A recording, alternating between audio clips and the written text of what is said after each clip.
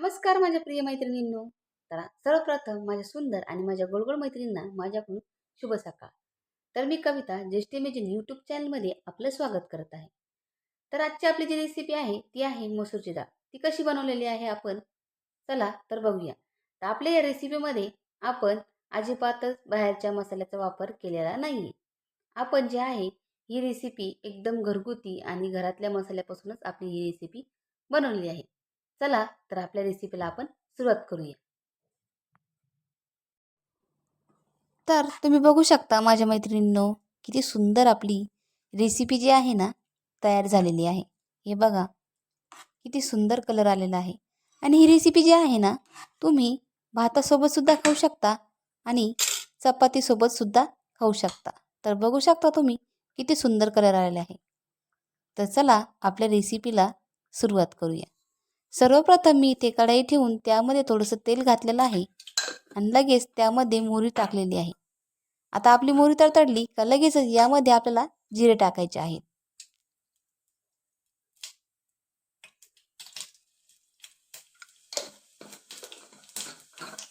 तर तुम्ही बघू शकता आपली मोहरी आणि जिरे व्यवस्थित तडतडले का आता आपल्याला यामध्ये लगेचच लसूण टाकून घ्यायचा आहे.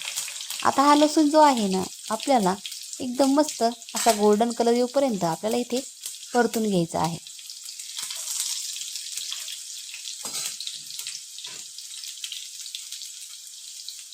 तर तुम्ही बघू शकता आपल्या लसणाला मस्त व्यवस्थित गोल्डन कलर येत आहे. एका साईडने आलेला आहे, दुसऱ्या साईडने येण्यासाठी थोडीशी कढई आपल्याला अशी हलवून घ्यायची आहे, जेणेकरून व्यवस्थितरित्या सगळीकडून आपलं लसूण परतून जाईल. तर तुम्ही बघू शकता सगळीकडून एकसारखा आपल्या लसणाला सारखा कलर आलेला आहे. हे बघा. आता आपल्याला काय करायचं आहे, यामध्ये आपल्याला कांदा टाकून घ्यायचा आहे. त्यासोबतच आपल्याला इथे हिरव्या मिरच्या घेतलेल्या आहेत ना त्यासुद्धा टाकून घ्यायच्या आहेत. थोडीशी कोथिंबीर आहे तीसुद्धा आपण याच्यामध्ये टाकलेली आहे. तर तुम्ही बघू शकता मी इथे कांदा आहे आणि टमाटर जे आहे ते अगदी बारीक चिरून घेतलेलं नाही, अगदी मिडियम साईजवाली चिरून घेतलेलं आहे. तुम्ही हे बघा अगदी बारीकसुद्धा नाही आणि अगदी जाडसुद्धा नाही. आता आपण इथे टमाटे टाकून घातलेले आहेत. आता टमाटे आणि कांदा हे चांगले व्यवस्थित आपल्याला परतून घ्यायचे आहे. आता आपल्याला काय करायचं आहे, इथे थोडंसं यामध्ये मीठ घालायचं आहे चवीनुसार. तर तुम्ही बघू शकता मी याच्यामध्ये थोडंसं चवीनुसार मीठ घालत आहे. आता लगेचच आपल्याला यामध्ये हळद टाकून घ्यायची आहे.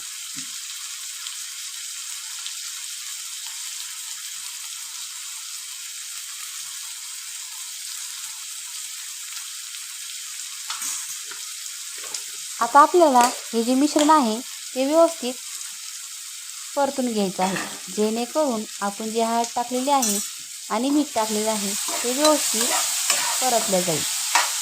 तर तुम्ही बघू शकता मी व्यवस्थित इथे परतून घेत आहे. आता आपल्याला काय करायचं आहे, आपण जी डाळ घेतलेली आहे ना मसूरची ती व्यवस्थित धुवून घ्यायची आहे. तर तुम्ही बघू शकता मस्त इथे तेल सुटत आहे, म्हणजेच आपलं इथे मिश्रण जे आहे ना व्यवस्थित परतलं गेलेलं आहे. आता आपण इथे काय केलेलं आहे, जी डाळ धुवून घेतली होती ना आता आपण काय करणार आहोत की याच्यामध्ये टाकून घेऊया. तर तुम्ही बघू शकता ही डाळ आहे मी व्यवस्थित धुवून टाकत आहे. तर आपल्याला हे मिश्रण आहे परत एकदा परतून घ्यायचं आहे.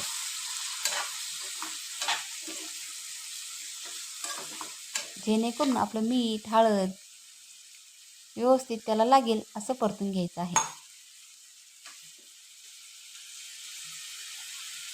आता यामध्ये थोडंसं आपण पाणी टाकून घेऊया. याच्यामध्ये जास्त पाण्याची गरज सुद्धा नाही. अगदी आपली जी रेसिपी आहे, जी डाळ आहे ही 2 ग्लासमध्ये होऊन जाते. तर हे बघा आपण इथे 1 ग्लास घातला आहे पहिले पाणी आणि त्यानंतर लगेचच आता 1 फुल ग्लास करून इथे पाणी टाकून घेणार आहोत. आता ही जी डाळ आहे आपल्याला 20 मिनटं शिजून घ्यायची आहे. अगदी फुल गॅससुद्धा करायचा नाही आहे आणि अगदी कमी गॅससुद्धा करायचा नाही. मिडियम गॅसवर आपल्याला ही डाळ आहे ती 20 मिनटं आपल्याला इथं शिजवून घ्यायची आहे. तर तुम्ही बघू शकता आपली जी डाळ आहे तयार झालेली आहे. आणि तुम्ही बघितलं असेल यामध्ये आपण बाहेरच्या मसाल्याचा अजिबात वापर केलेला नाही. आपली घरगुती पद्धतीमध्ये डाळ तयार आहे. आपली 20 मिनटं झालेली आहेत आणि आपली डाळसुद्धा इथे तयार झालेली आहे. जर तुम्हाला ही रेसिपी आवडली असेल तर नक्की आपल्या रेसिपीला लाईक करा आणि शेअर करा आणि आपल्या चॅनलला सबस्क्राईब करा. धन्यवाद.